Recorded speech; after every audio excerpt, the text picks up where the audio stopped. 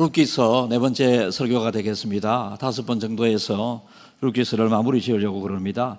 여러분, 룻기가 살았던 이 시대가 어떤 시대고 성경 전체 역사 가운데 룻기는 어느 위치에 지금 있는가 우리가 한번 살펴보면, 하나님의 창조 사역을 기록하고 아브라함과 이삭과 야곱과 요셉 중심으로 하나님께서 창세기를 기록하게 하셨습니다.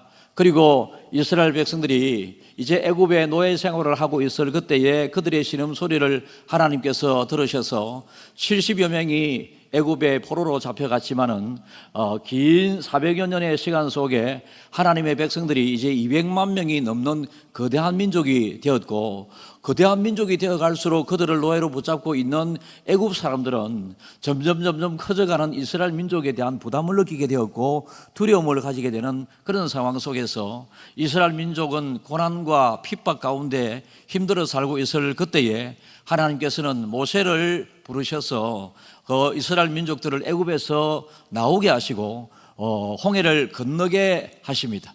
여러분, 홍해를 건너게 하셨다라고 하는 이것은 이스라엘 백성들이 이제 구원의 길 위에 세워두셨다라고 보시면 됩니다. 그리고 40여 년의 광야 생활을 마치고 요단강을 앞두고 있을 그때에 하나님께서는 또 출애굽기를 기록하게 하십니다. 모세를 통해서 출애굽기를 기록할 그때 요단을 건넜다라고 하는 것은 이제 확실한 구원의 백성이 되었다라고 하는 것을 상징하는 것이거든요. 그래서 찬송가에 보면 며칠 후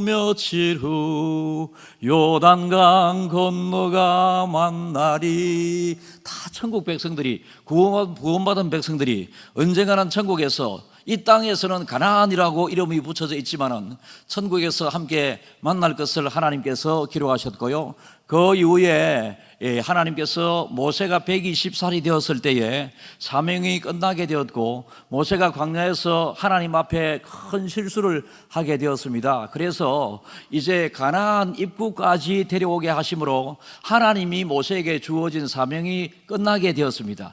그런데 그때 모세는 아직도 건강합니다. 그의 눈이 흐려지지 않았고 그의 기력이 쇠하여지지 않았다라고 성경은 기록하고 있고, 모세는 이 하나님의 뜻을 그런 영적 깊은 자리에서, 기도의 자리에서 이것을 알고 깨닫게 됩니다. 그래서 모세는 그의 후계자 여호수아를 요단을 건너기 직전에 후계자 여호수아를 세우게 되고, 여호수아가 이스라엘 백성들을 요단을 건너게 하는 기적과 같은 은혜를, 하나님의 확실한 구원의 백성임을 선포해 주시는 그 요단을 건너게 되고, 이제 여리고성을 무너뜨리고 가나안을 진격하게 되게 될 때에 하나님의 전적인 은혜로 여리고성을 무너뜨리게 되고, 요단강도 그들이 수고하고 노력하지 않았지만은 요단강을 건너게 하시고 이제 가나안 땅에 들어가게 하시는 이 장면이 있고 난 이후에 땅을 다 분배하고 여호수아도 이제 나이가 많이 들어서 세상을 떠나가게 되었습니다.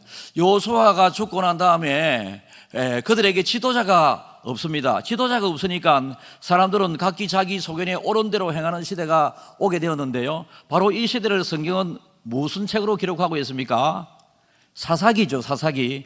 창세기, 출애굽기, 레위기, 민수기까지 이제 진행되게 되었고, 이제 그들이 가나안이라고 하는 하나님이 허락하시는 좋은 땅에 들어가서 은혜 속에 잘 살고 있으면 하나님 앞에 감사하고 예배도 잘 드리고 이방신을 섬기지 않고 십계명을 잘 지켜야 했고 그랬었는데, 그들이 하나님을 떠나 자기 소견에 옳은 대로 말씀에 따라 살아가는 것이 아니고, 계명에 따라서 살아가는 것이 아니고, 자기 생각대로 그냥 세상을 자기 마음대로 살아가는 시대가 되게 되었습니다. 이 긴 시간이 있거든요. 12명 내지 13명의 사사가 그 속에서 이제 활동을 하게 되는데요, 이스라엘 백성들이 하나님을 섬기지 않고 이방 선녀를 섬긴다든지 타락하여 이방 가정을 여인으로 아내로 삼고 가정을 이루고 하는 이 모습이 하나님 보실 때 옳지 않게 되었을 때에 하나님은 축복의 손을 거두십니다. 그 축복의 손을 거두시는 대표적인 것이 하늘에서 비를 내리게 하는 것이었습니다. 왜냐하면 그때는 농경사회였고, 농사를 지으려고 그러면 햇볕과 비가 없으면 농사를 지을 수 없지 않겠습니까? 제가 주중에 우리 교회 장로님 가정에서 이제 대파를 기르는데요. 대파를 한 3,500평 정도 대파를 기르는데 장로님께 지금은 어느 정도 자라 있습니까? 한 30cm 자랐습니까? 목사님, 지금이 중요한 게 아닙니다. 계속 끝까지 비가 내려야, 그리고 햇볕이 필요할 때 햇볕이 잘 내려야 되기 때문에 내가 아무리 수고한다고 해도 좋은 대파를 거두어 드릴 수 있는 것이 아니고 하나님께서 때를 따라 비를 내려 주셔야지만이 내가 대파를 잘 수확할 수 있고 돈을 벌 수 있습니다 라고 하면서, 우리 대파 내가 심고 관리도 하고 이래 하지만 하나님께서 비를 내려주시고 적당한 또 햇볕을 주셔야지만이 농사를 잘 지을 수 있습니다 라고 하시더라고요. 이스라엘 백성들이 잘못하게 되었을 때 하나님께서는 기근을 허락하시고 그 기근 속에 또 되게 힘들어하고 또 신음하고 또 하나님 앞에 그래도 하나님의 선택받은 백성인지라 결국은 하나님을 찾게 되죠. 하나님을 찾게 될 때 하나님께서는 또 사사라고 하는, 그때 구약시대 그때까지만 하더라도 사사라고 하는 직분은 없었습니다. 사사라고 하는 직분은요, 특별한 지역에서 특별한 일이 일어나게 되었을 때에 그 한정된 시간에 하나님의 백성들에게 특별한 어려움을 들어주기 위하여 하나님이 특별한 사람을 세워서 일시적으로 일하는, 왕의 가문처럼 왕위를 물려받은 것도 아니고요, 선지자 그리고 제사장 가문처럼 물려받는 것이 아니고요, 그 일시적인 그 순간에 하나님께서 하나님의 백성들을 복주시기 위하여 세워진 사람들이 사사라고 하는데요, 이 사사 시대에 너무너무 사람들이 타락하게 되고 하나님을 떠나가게 되었을 때에 하나님께서는 고통을 주시는데, 바로 고통 주시는 것이 날씨였습니다. 그러니까 비가 내릴 때 비가 내려야 되고요. 어제 비가 좀 내리지 않았겠습니까? 비 내릴 때 짜증 부린 사람 있으세요? 에이씨, 차가 지나가다가 물이 확 튀게 되었을 때 그거는 차 잘못이지 비를 내리게 하신 하나님의 잘못이 아닙니다. 여러분, 비가 필요해서 하나님께서 비를 내려주시는데요, 그래서 우리 장로님께서 비가 와야 되고 햇빛이 적절하게 와야 농사 수확을 잘 거둘 수 있습니다 라고 했습니다. 신명기 28장 11절에 있습니다. 여호와께서 내게 주리라고 내 조상들에게 맹세하신 땅에서 내게 복을 주사 내 몸의 소생과 가축의 새끼와 토지의 소산을 많게 하시며, 12절에 있습니다. 여호와께서 너를 위하여 하늘의 아름다운 보고를 여시사 내 땅에 때를 따라 비를 내리시고 내 손으로 하는 모든 일에 복을 주시리니 내가 많은 민족에게 구워줄지라도 너는 꾸지 아니할 것이요. 그러면 13절 또 이랬습니다. 어떻게 되겠습니까? 여호와께서 너를 머리가 되고 꼬리가 되지 않게 하시며 위에만 있고 아래에 있지 않게 하시리니 오직 너는 내가 오늘 내게 명령하는 내 하나님 여호와의 명령을 듣고 지켜 행하며. 저희 선생님께서 항상 새벽 2시만 되면 새벽기도 가십니다.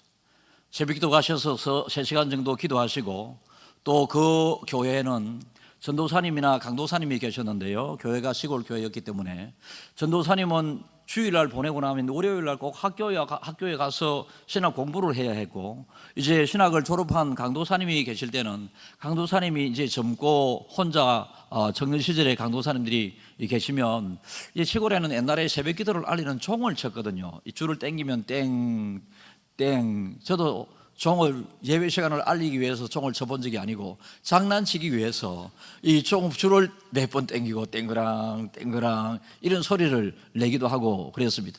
그래서 아버지께서 이제 새벽기도 전에 이미 기도를 다 하시고 본교회 새벽기도 시작하게 되고 전도사님이나 강도사님이 말씀을 전하고 나면 아버지께서 저희 집에 오셔서 자는 저를 비롯한 형제들을 다 깨웁니다. 그러면 자는 저를 깨우면 제가 아무리 아버지가 새벽 기도를 드린다, 기도를 한다 이래 하더라도 제가 그때 기분이 좋았겠습니까?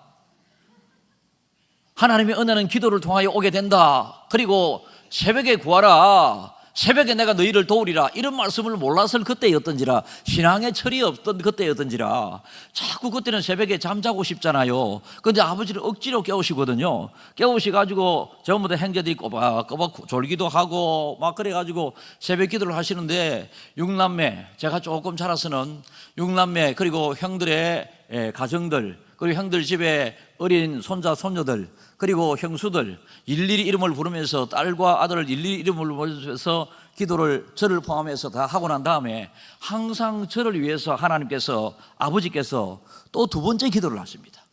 왜 그러셨는지는 제가 잘 모르겠습니다. 아버지가 저를 그만큼 사랑하셨고, 그래서 저는 어릴 때부터 시건이 좀 빨리 들었습니다. 아버지가 나를 많이 사랑하신다고는 이것을 느꼈기 때문에 제가 여러분들에게 잘난 체하는 게 절대 아니고요. 학생 여러분들, 아버지 말에 대꾸해 본 적이 없습니다. 저는 그래요. 어머니 말씀에 아니다 엄마 이래 해본 적이 없습니다. 근데 요즘은 좀 잘하는 그렇잖아요.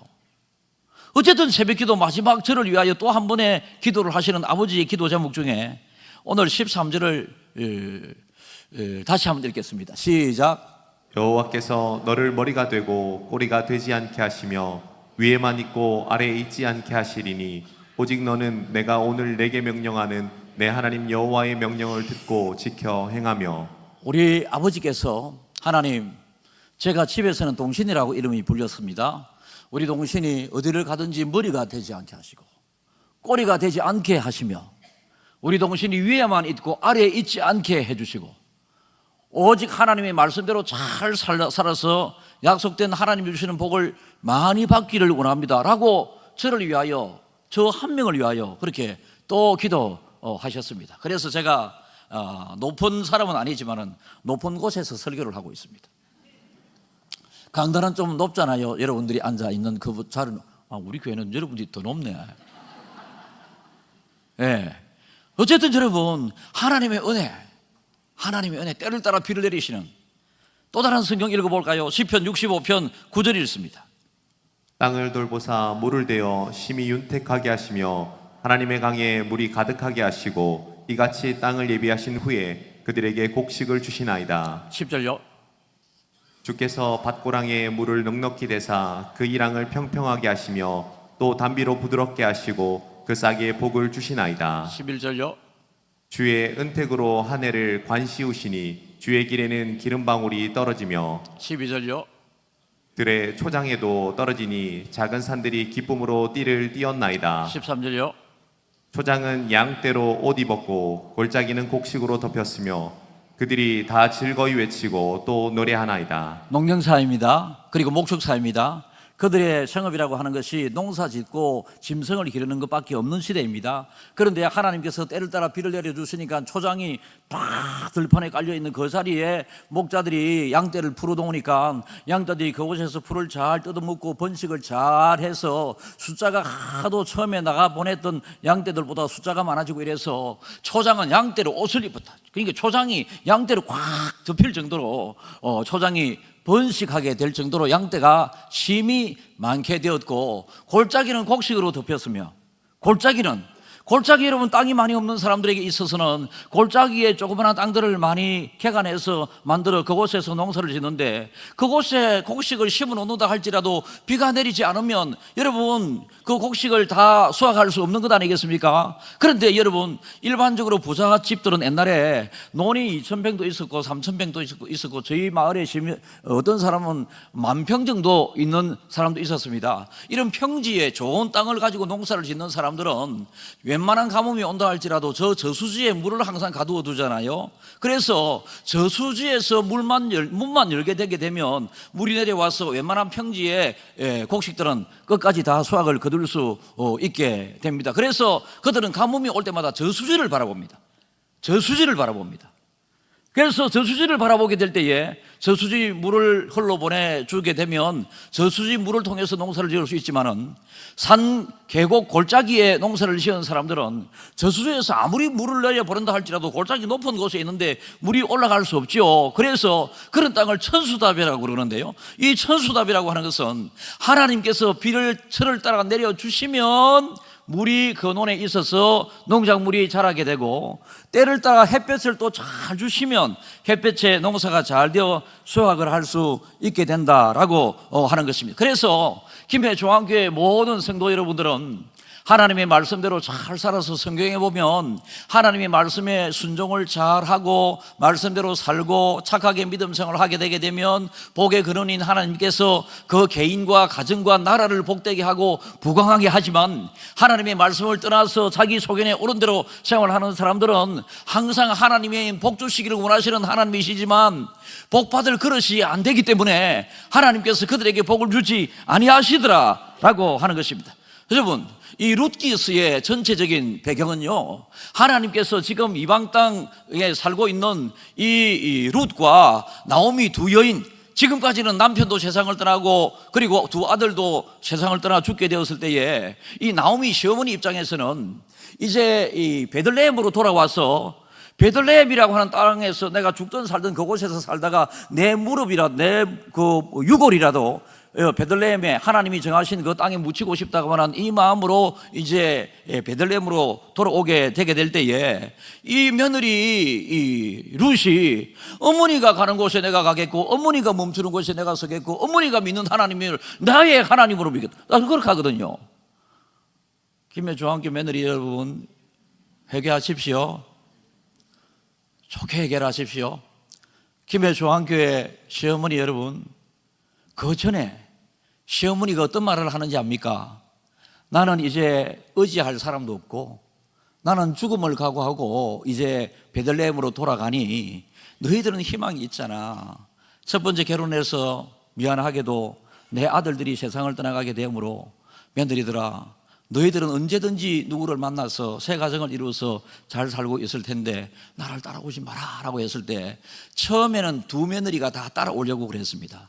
그런데 어머니의 며느리를 딸과 같이 사랑하는 마음으로 며느리에 대하여 내 딸아 호칭하는 부분이 여러 군데 나오거든요. 그러니까 친정 어머니의 마음으로 이 시어머니가 자기의 딸들을 축복하게 되고 권하게 되었을 때에 그 며느리 중에 한 명은 그 자리에 남게 되고 그리고 또 다른 한 명인 룻은 어머니를 끝까지 어머니를 지켜줄 사람은 나밖에 없고 어머니를 보호해 줄 사람은 나밖에 없고 어머니와 동행할 사람은 나밖에 없다라고 하는 이 마음으로 그도 시어머니 나오미를 통하여 이미 신앙을 잘 물려받은 사람이 되어 있었기 때문에 모든 것을 어머니에게 잘하는 것을 하나님의 뜻으로 받아들이고 어머니를 잘 모시는 것을 하나님을 잘 모시는 것으로 그는 받아들이고 있었기 때문에 끝까지 이제 시어머니와 같이 베들레헴으로 오게 되었습니다. 이것이 1장이고요.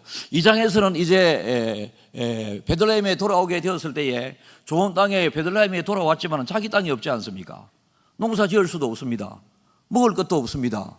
성경에 노아와 가부와 고아 이런 불쌍한 사람들 이름을 거론한 것 중에서 나그네와 과부 이 사람들 이제 시어머니와 며느리가 있는데 이 사람들이 그 베들레헴에 돌아오게 되었을 때에 여러분 우리는 우리가 알고 있을 때든지 모르고 있을 때든지 간에 하나님은 우리의 길을 인도하신다.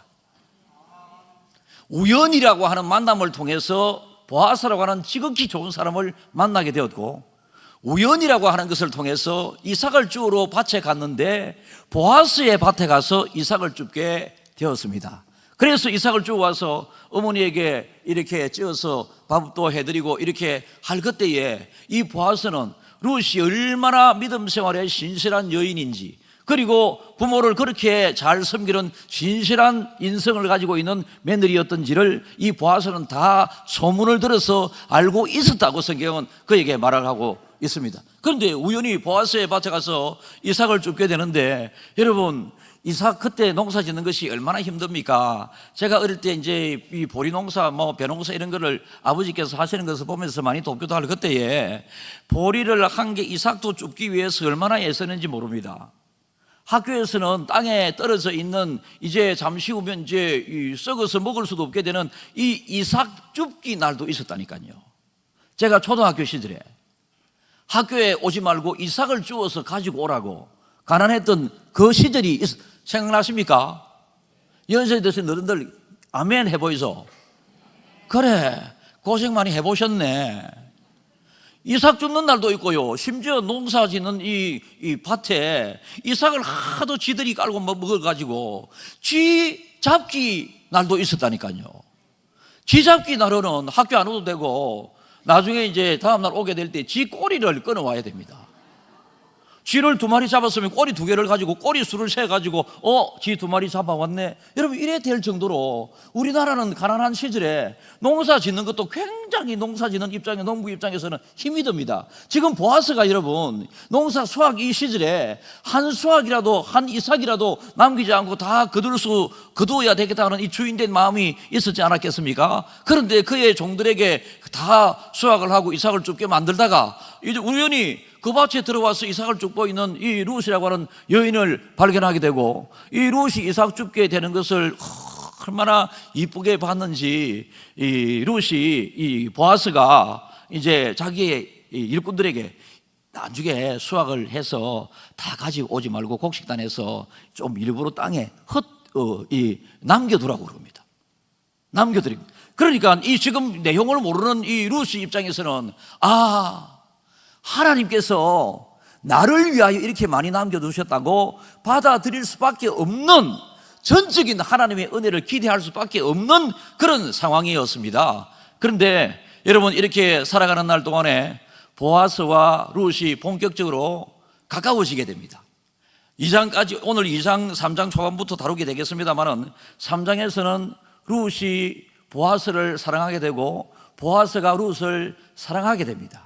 처음에는 여러분 천대받고 하대받던 이 나그네 과부에 불과했던 이 룻이 하나님이 그의 인생에 베들레헴으로 돌아오게 됨으로 개입을 하기 시작했고, 하나님이 개입하는 이 룻의 인생이 하나님이 개입하기 전과 전혀 다른 새로운 인생이 그의 앞에 놓여지게 됩니다. 그래서 땅 주인인 이 보아스가 이삭도 많이 남겨두라고 그러고, 지난주에 설교한 것처럼, 지지난주에 3번째 설교할 때처럼 이 식탁의 자리에 초청을 합니다.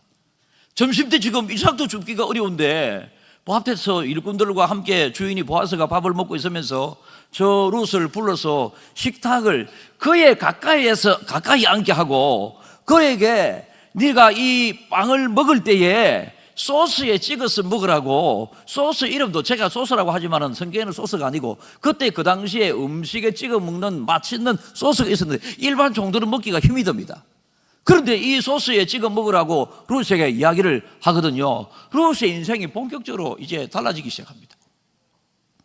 보아스 가정의 일원으로 점점 들어가고 있습니다.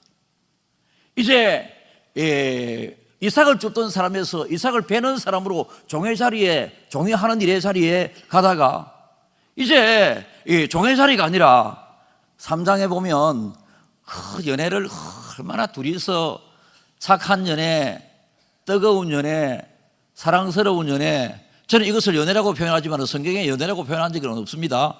그래서 내가 가만히 둘이를 읽어보면서 보아스가 룻을 여성으로서 정말로 좋아하구나, 그리고 룻은 남성으로서 이 보아스를 정말로 잘 따르구나, 순종하구나 라고 하게 되었고, 4장에는 결혼이 두 사람 사이에 정식 결혼이 부부가 되게 되고, 그리고 그들이 아이를 낳게 되고, 시어머니 나오미가 이제 그에게 손주를 안을 수 있는 기회가 전혀 없지 않습니까? 두 아들이 세상을 떠났기 때문에.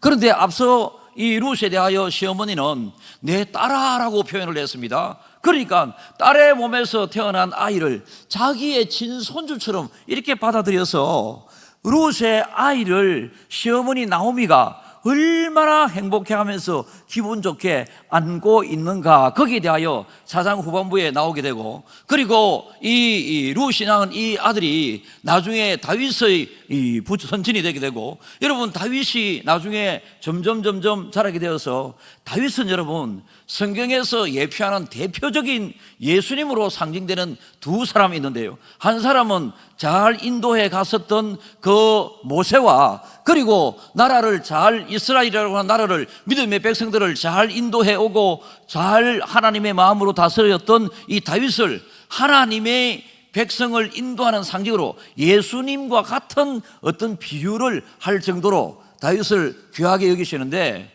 여러분 다윗을 마태복음 1장 1절을 보게 되면 예수님이 첫 태어나게 되었을 때 성경은 아브라함과 다윗의 자손 예수 그리스도의 세계다라고 신약의 문을 아브라함의 이름과 다윗의 이름을 부르면서 시작을 하게 됩니다. 그만큼 다윗은 훌륭한 사람인데요, 이 훌륭한 다윗이 누구의 자손입니까? 바로 그동안에 그렇게 고생을 했었던 룻의 자손이 되고 보아스의 자손이 되게 되고, 결국은 하나님의 백성으로서 룻은 얼마나 마지막이 잘 되는지 모릅니다. 여러분, 안 되는 인생 처음이 너무 고통스러울 때가 있죠. 해도 이거 해도 안 되고 저것 해도 안 된다고 하는 사람이 가끔 있을 수 있습니다. 그러나 본격적으로 하나님께서 이 믿음의 사람에게 하나님이 그 인생에 개입하게 되게 되면 안 되는 것도 되게 될 줄 믿습니다. 이게 우리 아버지 하나님이십니다. 하나님은 항상 우리들에게 잘 되기를 원하시고, 그 잘 되기를 그냥 일부분만이 아니고 영원히 잘 되게 하시고 범사가 잘 되게 하시고 강건하게 하시기를 원하노라. 하나님께서는 그렇게 말씀하시거든요. 어느 정도냐 하면 흔들어 넘치도록 하나님께서 우리에게 복을 붓지 아니하나 보라라고 성경에서 말씀을 하십니다. 그래서 여러분, 불행한 이 룻의 인생에 하나님이 개입하게 되므로 본격적으로 새로운 삶으로 올라가게 되고, 위아래에 있는 사람을 위로 하나님께서 끌어 올려주시고, 그리고 고생 수고에 지쳐있는 이 룻을 하나님께서는 믿음의 조상 중에 한 조상으로 반열의 이름을 기록할 정도로 하나님께서 세워주시게 됩니다. 여러분, 이삭 줍는 여인에서 수천 평의 땅을 가지고 있는 그 지역의 유지이자 부자였던, 그리고 믿음 생활을 그렇게 잘했던 보아스의 아내가 된다. 왜 이런 일이 일어나게 됩니까? 룻이 이방 여인으로서 하나님을 모를 그때에 어머니가 자기에게 잘해주는 이 모습을 보면서 어머니의 신앙을 그대로 물려받았습니다. 우리 믿음의 김해 중앙교회 자녀 중앙가족 여러분, 아버지의 신앙생활을 잘하라고 할 때에 다 이유가 있는 것이죠. 신앙생활을 잘해야 됩니다. 아버지가 교회 가라고 그러는데 난 안 갔기다, 나 안 갔기다, 그런 말이 어디 있어요. 아버지가 교회 가라고 그러시면 예 아버지 이래 하면 되는데, 안 갔기다 열 마디 하는 것보다 네 한마디 하면 좋습니다. 예? 아버지가 어머니가 무엇을 시키면 엄마 왜 그래, 난 싫다니까 열 마디 하는 것보다 네 엄마 열에 하면 되는데, 길고 긴 그 단어를 왜 힘들게 사용해서 어머니를 불편하게 하고 아버지를 불편하게 하고 그래. 여러분, 룻은 젊었을 때부터 자기 시어머니의 말씀을, 정말로 믿음의 말을 그대로 잘 받아들였습니다. 그래서 시어머니가 머무는 곳에 함께 머물러 베들레헴에 가게 되었고요, 시어머니가 믿는 하나님이 나의 하나님이십니다 라고 고백했듯이 하나님을 잘 받아들여, 여러분, 이방 여인의 불쌍한 한 사람이었던 사람이 구원받은 백성의 반열에 한 명으로 들어오게 됩니다. 그러니까 여러분, 구원받은 백성의 반열에 한 명으로 들어오게 되고 난 이후에 룻에게 부어지는 하나님의 은혜는 물론 그 중간에 보아스도 있고 시어머니 역할도 있고 다양한 주변에 좋은 사람들을 통하여 하나님께서 룻에게 복을 주셨습니다. 여러분, 이 모든 일들은 지금 오늘 이 본문을 보면 들판에서 일어나게 됩니다. 들판에서 룻과 자연스러운 만남도 들판에서 만나게 되었고, 이삭을 줍는 것도 우연하게 그 밭에 들어가서 보아스의 밭에 가서, 여러분, 하나님의 은혜는 여러분들이 기도해서 받는 은혜보다 여러분들이 하나님을 사랑하고 말씀대로 살기만 하면 우연이라고 하는 것으로 통하여 받고 주어지는 은혜가 훨씬 많습니다. 그래서 여러분들이 평소에 하나님을 잘 믿고 하나님 말씀대로 살기만 하면 그 기도를 하지 않아도 하나님께서 여러분의 소원의 기도를 하나님께서 다 이루어 주신다라고 하는 것입니다. 여러분들이 지금 입고 있는 옷, 제가 몇 번 말씀드렸습니다만은 여러분들이 기도 간절히 해가지고 이런 좋은 옷을 입고 있습니까? 아니잖아요. 여러분 남편과 아내 원수 같았습니까? 예? 여러분 아내가 남편이 원수 같아요? 아닙니다. 그게 해야지. 이 땅 아닙니다. 해야지. 아내가 없으면 어쩌깁니까? 저는 옷도 골라 입을 줄 몰라요. 옷 딱 입으라고 토요일날 저녁에 준비해서 내일 이겁니다 하면 예. 아침에 양말을 내가 아무거나 신고 나오래. 양말 색깔 봅시다. 또 양말 색깔 보여줬더니 이 양복 색깔하고 맞추세요. 회색 양말 신으세요. 아 예. 뭐 화장을 제가 제 나름대로 이 영상이 좋으니까 화장을 하지 않겠습니까? 제 나름대로 했는데 눈썹했어요. 까먹었다. 오늘 눈썹 까먹었다 하니까 눈썹도 해줘야 되죠. 해주죠. 또 파운데이션이 조금 여러분 이게 조금 골고루 안 묻어 있으면 잠시만 하거든. 야시처럼. 그래가지고 제 얼굴에 또 파운데이션 발라줘야 되죠. 뭐 이렇게 구두도 내가 이거 신으면 아니지 오늘은 이걸 신어야지. 알겠습니다. 뭐 그래 하니까 잘 살아지는 것 아니겠습니까? 예? 뭐 하나님의 말씀을 잘 듣듯이 부모의 말씀을 잘 듣고 남편과 아내가 이야기하면 서로 이해해주고 들어주고 도와주고 힘이 되고 막 이러면 됩니다. 뭐 짜다라 뭐가 지는 얼마나 좋다고 저거 마누라지라노. 여러분 들판에서 이루어지는 이 일들, 들판에서 밥을 먹을 때에 들판에서 인부들과 그리고 보아스 곁에서 밥을 먹을 수 있는 자격이 지금 전혀 없습니다. 그런데 보아스가 저 여인을 내 곁에 오라. 그래서 여인이 보아스 곁에 갔더니 보아스에게 이거 빵인데 먹으면서 소스에 찍어 먹으라고. 그래 성경에는 쓰는 소스라 나와 있지 않습니다. 그런데 소스에 찍어 먹으라고 이렇게 친절과 호의를 축복을 받으면서 룻은 잘 지내게 되었습니다. 여러분 추수꾼들은요, 추수꾼들이지 추수꾼들은 땅의 주인이 아닙니다. 우리가 이 세상을 살아가게 될 때에 우리가 이곳 저곳에서 우리의 삶을 심어가고 있죠. 말로서 심기도 하고 우리의 삶으로 심기도 하는데요, 결국은 여러분 우리가 심고 하지만은 거두게 하시는 분은 하나님이십니다.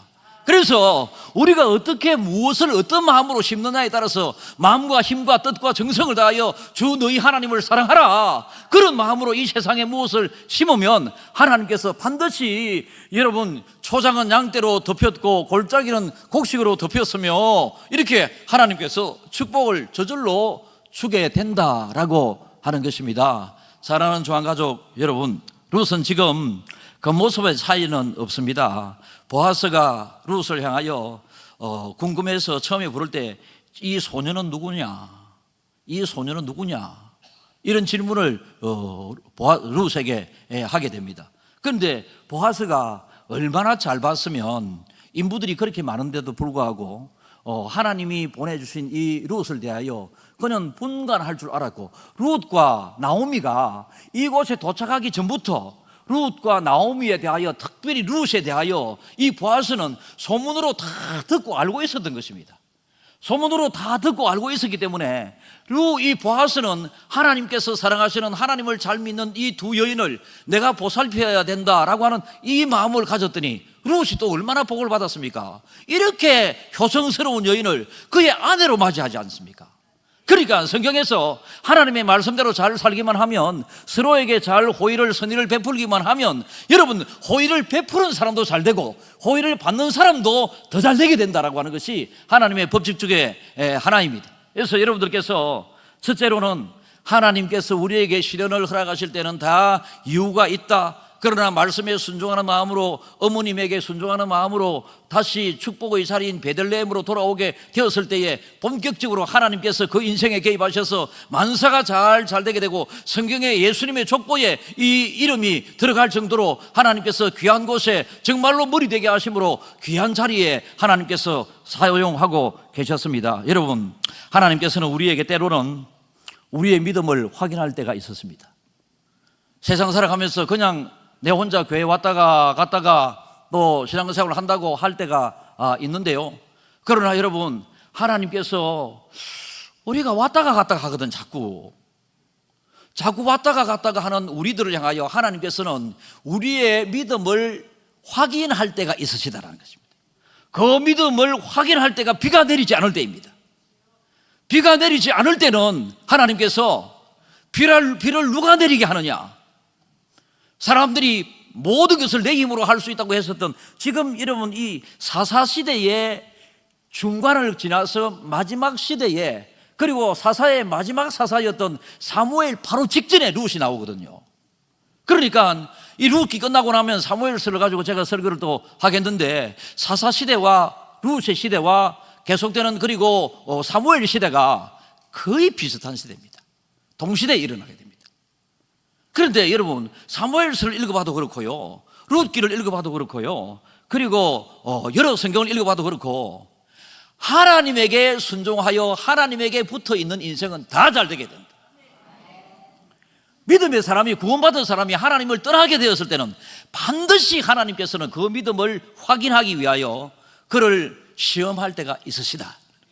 환난과 기근이 그의 인생에 올 때가 있다라고 하는 것입니다.